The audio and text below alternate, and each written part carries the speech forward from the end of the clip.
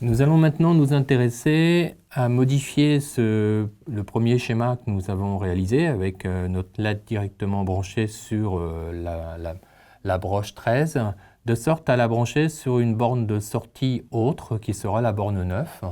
Pour cela, nous allons modifier notre programme pour changer l'attribution de cette broche en sortie. Donc nous allons nous connecter sur le petit éditeur. Revenons sur le même programme que nous avions utilisé précédemment, le programme Blink, où nous avions modifié le temps, la temporisation pour faire nos essais de LED et de piezo. Et nous allons cette fois donc remettre déjà des temporisations des correctes pour une LED. On va remettre ce que nous avions au début, c'est-à-dire 1000 millisecondes de part et d'autre. Voilà. Et nous allons donc cette fois faire sortir en fin de compte ce signal sur la borne 9. Pour cela, ce que je vous suggère, c'est de définir une constante, comme nous avons vu la fonction tout à l'heure, constante, donc dans la première zone de notre structure de programme, que nous allons appeler LED. Alors je le mets en majuscule, hein. Donc faites attention, il faut respecter la casse. Mais si vous voulez mettre en exergue certains noms de variables, vous pouvez très bien utiliser les majuscules, mais après, il faudra utiliser la même case pour l'usage de ces fonctions. Moi, j'ai tendance à toujours utiliser des majuscules pour les constantes et des minuscules pour les variables. Donc là, c'est une constante, donc je le mets en majuscule.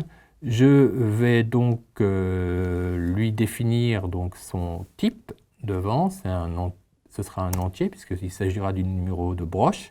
Le nom, ce sera LED en majuscule et je vais l'initialiser avec le numéro de la broche sur laquelle je veux brancher ma LED, à savoir le numéro 9.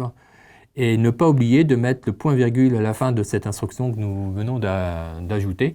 Le point-virgule fait partie aussi des erreurs très fréquentes qui, évidemment, ne permettront pas au programme de fonctionner puisqu'il y aura une erreur de syntaxe.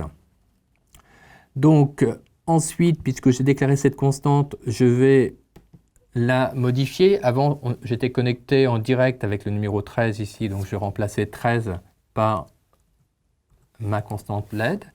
Et de même, je vais la modifier dans l'écriture en sortie du signal haut et du signal bas. Alors vous voyez ici, on voit tout de suite l'intérêt d'avoir déclaré une constante, c'est qu'on a modifié à 3 endroits le numéro de la broche. Alors que maintenant, avec ce programme, si vous voulez modifier la sortie, il suffira simplement de modifier la valeur attribuée à la constante pour le brancher, je ne sais pas, sur par exemple la sortie 8 ou la sortie 10. Donc c'est quand même très intéressant d'organiser ce programme de la sorte pour pouvoir facilement le maintenir par la suite. Nous avons modifié, ajouté notre broche 9, donc tout semble correct. Nous allons donc passer maintenant à la partie câblage proprement dit, puisqu'il va falloir donc cette fois câbler la LED sur la plaque de câblage. Donc passons maintenant au câblage du petit montage qui correspond à ce TP. Nous allons relier une résistance et une LED en série.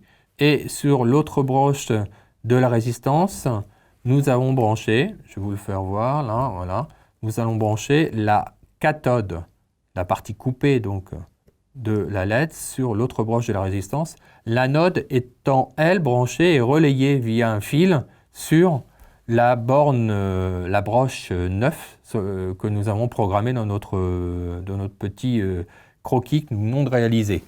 Donc là, si on résume, là ici, je vais envoyer l'information de clignotement, en l'occurrence, puisque c'est toujours le même, sur la borne 9, sur la broche 9, qui elle va arriver sur l'anode de la cathode, qui est la patte la plus longue de la cathode. La patte la plus courte, elle, est reliée à la résistance, donc, puisqu'on est branché sur le même petit connecteur, sur la même verticale. Hein.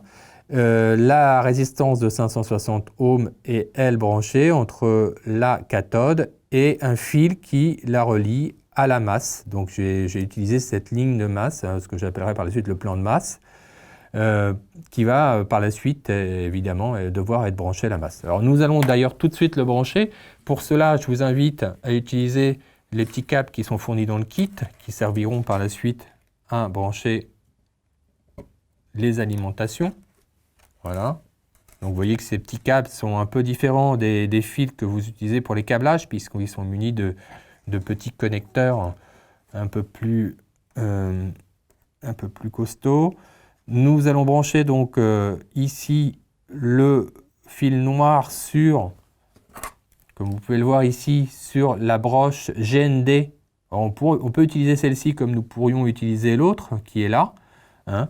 Le fil plus, pour l'instant, nous n'en servons pas, donc ce n'est pas utile de le brancher. D'ailleurs, je vais le débrancher, puisqu'on ne s'en sert pas. Hein. Voilà. Donc là, mon montage est complet. La masse relie la ligne de masse ici, le fil ici relie la résistance la LED, la broche 9. Il suffit maintenant de téléverser notre programme pour voir si notre LED va clignoter comme clignotait la LED 13 précédemment. Je vais revenir donc sur mon éditeur et je vais envoyer téléverser donc mon programme.